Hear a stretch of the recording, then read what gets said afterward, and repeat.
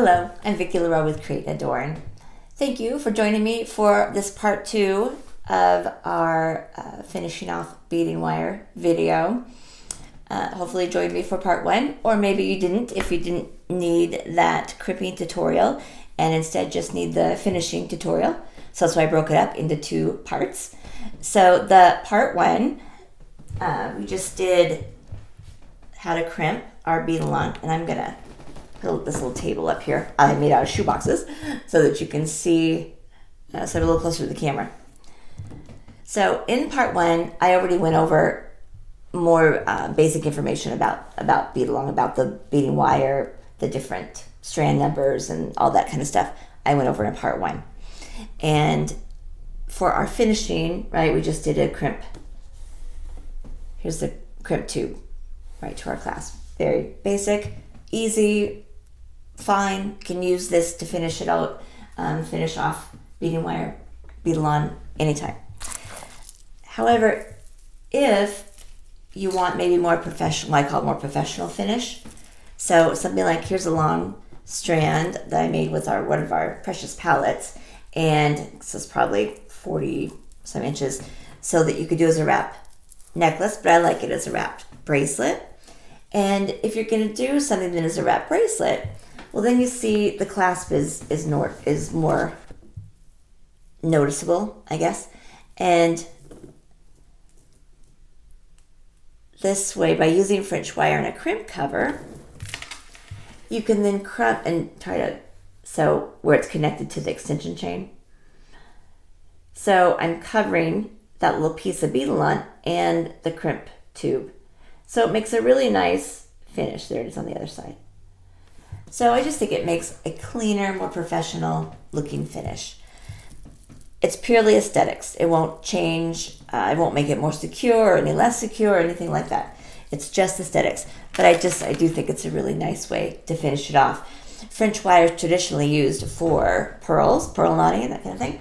But it's a beautiful finish for beading wire as well.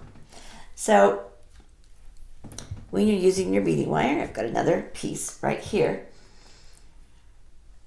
French wire comes in a little package normally, like by the ounce, and it also looks like wire. It looks kind of rubbery, but it's not. I mean, it is. It's coiled wire. But you want to be very careful when you're working with it. It's a little gold piece. So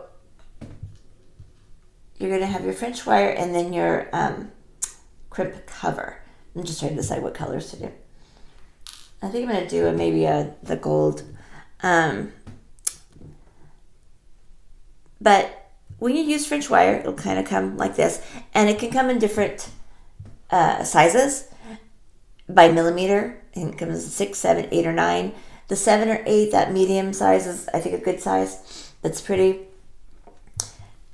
You generally would choose the size of French wire based on how thick the wire is, or silk if you were using it to finish pearl knotting. You might use it for thicker silk, but size 7 is a good one. Okay, so the thing is, you cut it first. I don't know if I'd be able to get it to show on camera. I'll try. But it's a little tube. Hold still. No. Anyway, this is a tube. It looks like a piece of wire or a piece of something, but it's actually a tube. And you want to be really pretty gentle when you work with it. I'm going to cut off a little piece and show you. So you cut it into pieces that you need. But you want to be gentle with it because you can easily, grab a pliers, mess it up. So if you pull on it at all, this is what happens. Let me get my fingers out of the way. You can pull on it and the coil comes out. Right, so it was a pretty finish and now it's just a big coil of wire. So that's a mess. To throw it away. Okay, so you want to be really careful with it. The length you cut needs to be the size of the loop. Here you go. So whatever kind of loop here I have of the Beadalon, I want to cover that with the French wire. So I generally, you can use a ruler. What do I do with my ruler? I don't know. I'm going to eye it. But 1/3 of an inch or so is good. You're going to use your cutter and cut it. Try to cut very clean. Because if you catch the end of it, right, then you pull it out, pull that little spring out. So we want to cut it as clean as possible. So this is a great way, if you're wanting to use gold color, and I explained in the last video why we need to use a sterling silver or a gold filled for our crimp tube. Right, the crimp tube that you must use to finish off beading wire needs to be a precious metal. If you use a plated crimp tube, you'll have a very hard time crimping it. It won't fold, manipulate, and hold very well, and it could easily pull out, and probably over time would. Like, it's just really, really hard to get a good crimp with a plated crimp tube. And I know I keep saying it, but it's just another example of how it's the materials, not you. It's just using materials, and they're not that expensive, and they're a very vital part of your design when you're working with it. So, however, if we're going for a gold color and we want a gold finish, and we're going to use the French wire and the crimp cover, well, then you can use a sterling silver crimp tube instead of a gold filled crimp tube, because those are more expensive. Not very much more expensive, but a little bit more. And if you're going to cover it anyway, there's no point to spend the extra and use a gold filled crimp tube instead of sterling if you're just going to cover it. So I'm going to start with my sterling crimp tube, even though I'm going to cover it in gold. Trying to string it on. So right there's my crimp tube, stringing her on. And let me see, I'm going to grab a clasp. I'm going to grab the end of a toggle. Here's it's a little ring. So then, before I crimp it, I'm going to string the Beadalon through that little piece of French wire. Come on. You want to go, I know you do.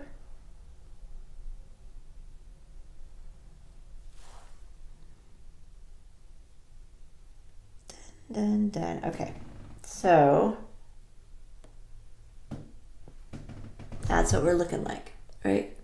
Crimp tube, French wire, right? Then now you're going to string through the side of your clasp, and that little piece of French wire has to go inside of that loop. So I'm going to try to get this closer up. Right? Let me try to, no, that should be the best way to see it. So, crimp tube, French wire, into clasp. That clasp, the loop on the clasp is in the middle of the piece of French wire. Let me take the tail of the Beadalon and string it back down through the crimp tube.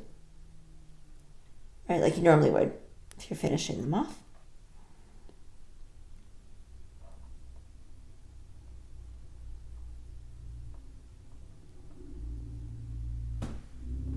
And pull it all the way down, and then and then you kind of have to finesse it a little bit so your French wire covers the loop and your crimp tube stops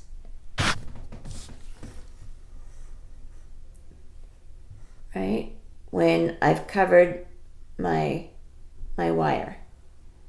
Right, so a little piece of French wire is covering my loop of Beadalon.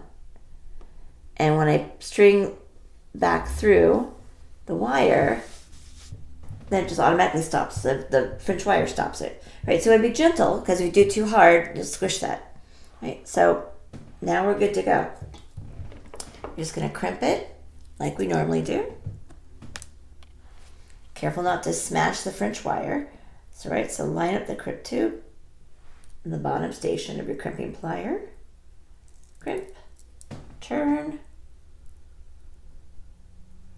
All right, you want to make sure you've got that little indentation on your crimping, on your crimp tube. to get you to see it somehow. Anyway, and make sure you have that little indentation. Turn to the ceiling, place it on the top station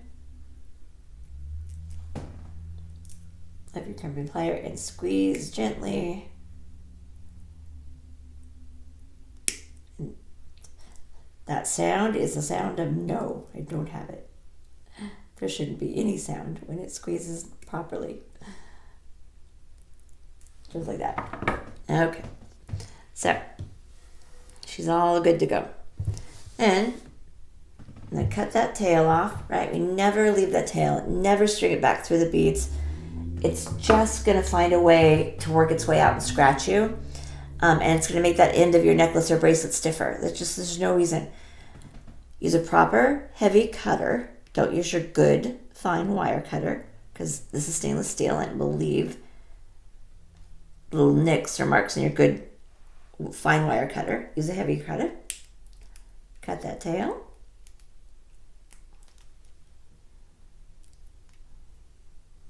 And then we're a nice clean cut. There we go. Okay.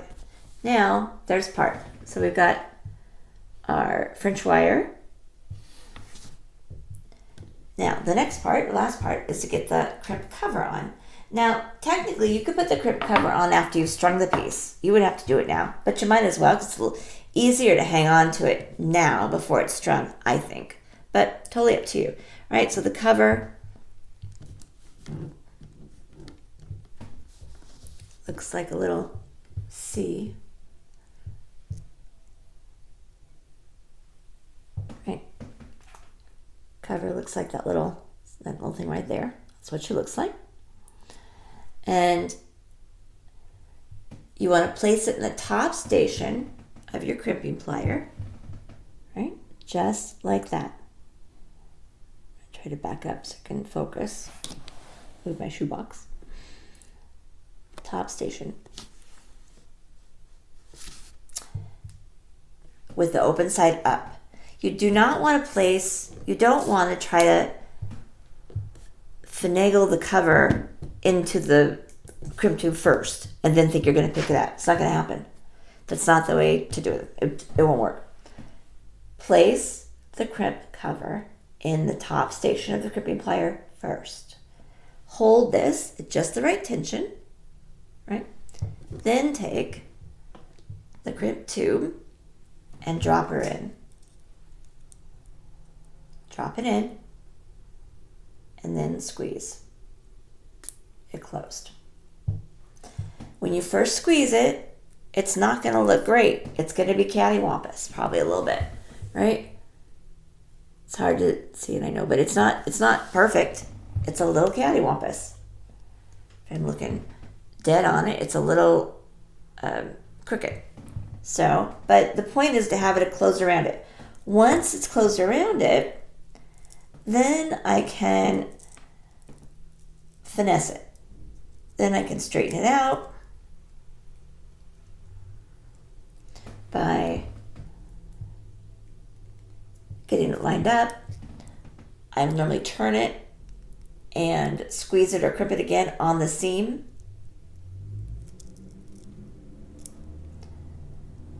So what I mean is, so there she's on there. You've crimped it around the cover, and when you look at the top where they've came together, it probably is like a little, maybe. So just take the pliers, kind of finesse those back this way, but then turn the crimp cover in your crimping plier. So now you're crimping on that seam. So that seam where they're not kind of meeting up, get them lined up, and then turn the cover and crimp again gently. So it's kind of like you're moving the crimp cover and crimp, like squeeze, to get it round, all the way around.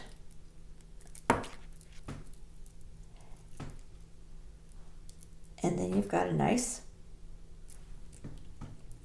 cover, and your crimp cover, French wire, all covered, all pretty.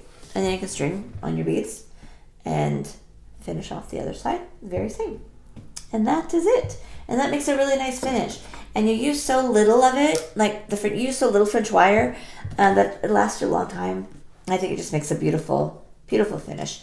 And like I said, the crimp covers are great because they allow you, if you're using copper clasp or gunmetal clasp, right? Because of the crimp tube, you have to use a sterling or gold filled.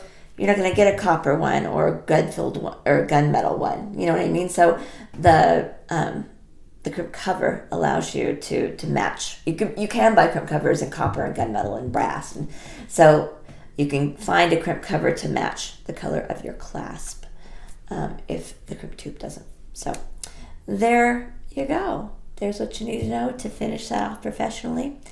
Thanks so much for joining me. Now get out there and sparkle brightly like the star that you are. Mwah! Peace.